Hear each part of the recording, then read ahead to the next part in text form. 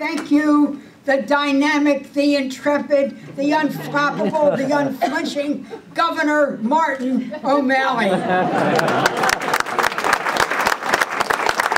Thank you, Governor, for your warm words, but also thank you for your commitment to what you do for the state each and every day and in every way.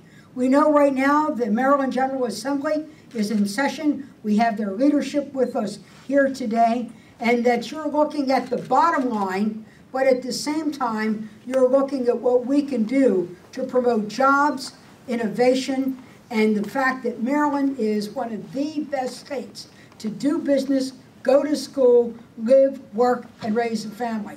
Let's hear it for Martin, and let's hear it for the two Mikes who run the Maryland.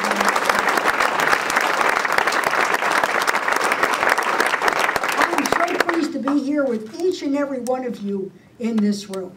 I'm so pleased to be here today with each and every one of you who are here today, because knowing your backgrounds and talking to you as I came through and the great people here on the stage, we are the people who are committed to saving the planet. Each and every one of you is here because you want to save the planet. And we need to work together to make sure we see it that way. And this is why we in the Maryland delegation, at least 90% of us in the Maryland delegation, see promoting this.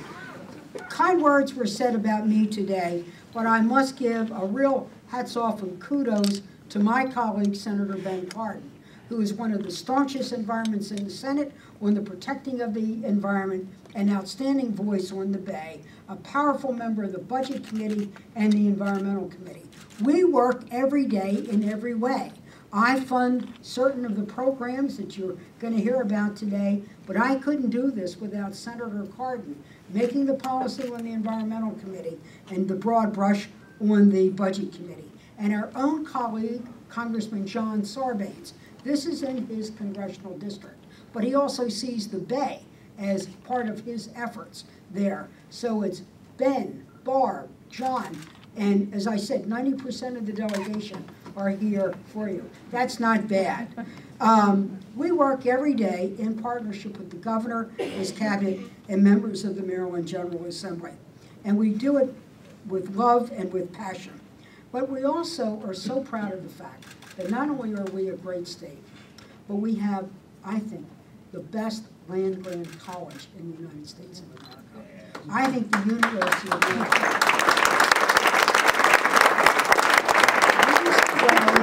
every single day in what they do in, number one, educating our young people, doing an incredible job in research and in technology, and in order to come up with the new knowledge for the new products, and also promoting the innovation here and around the world.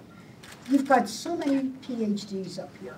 It's been doctorate through all of us meeting. But they are doctors. They are doctors of a ailing world. They are doctors of a broken planet. We are at a tipping point. This is why we need to work together. And this is why the fact that the other people who are here representing great foundations and other associations. My good friend Phil Sharp, we served in the House of Representatives together. We actually sat on the other side of Al Gore, if you remember. Okay?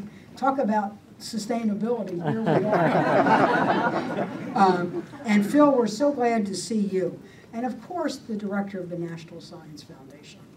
You know, everybody knows about the National Science Foundation all around the world.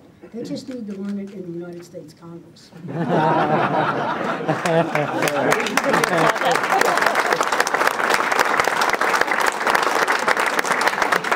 Right this minute, in China, they've created a National Science Foundation, even with the directorates imitating and trying to emulate us.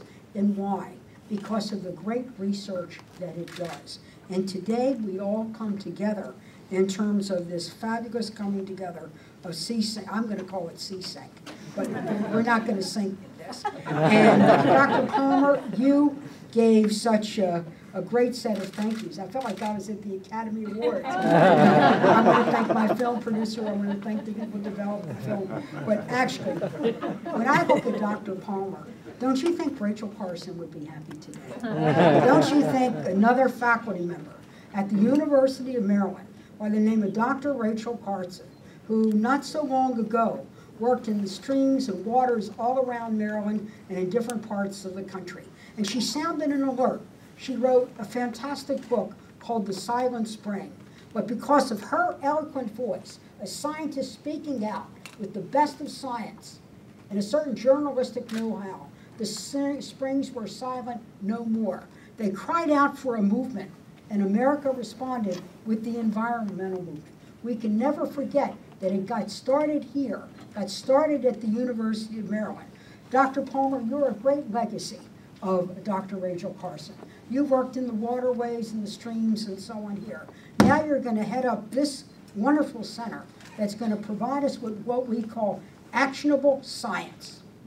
Actionable science. For those of us who work in the national security world, we always talk about actionable intelligence. What do we need to know so we target the right things to make sure America's safe? This is exactly what we need to do right here. This is now the scientific ops center that we hope will produce the actionable intelligence, not only to help us save our bay, but to save the jobs of the people who work on the bay.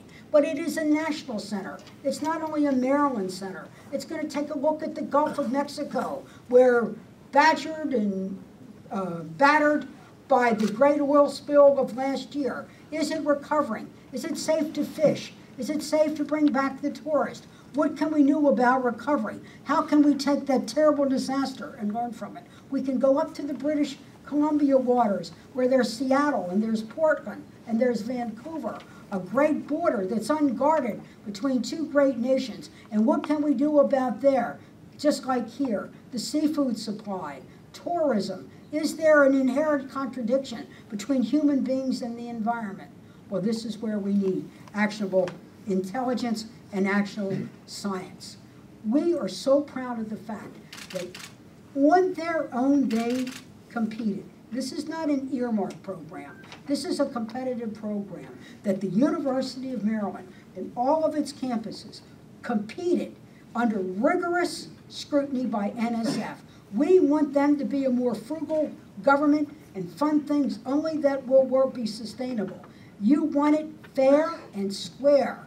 And now the world, Maryland needs you. America needs you.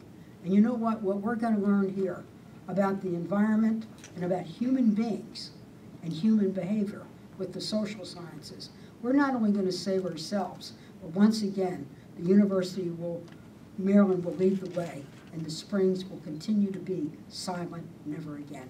Thank you very much.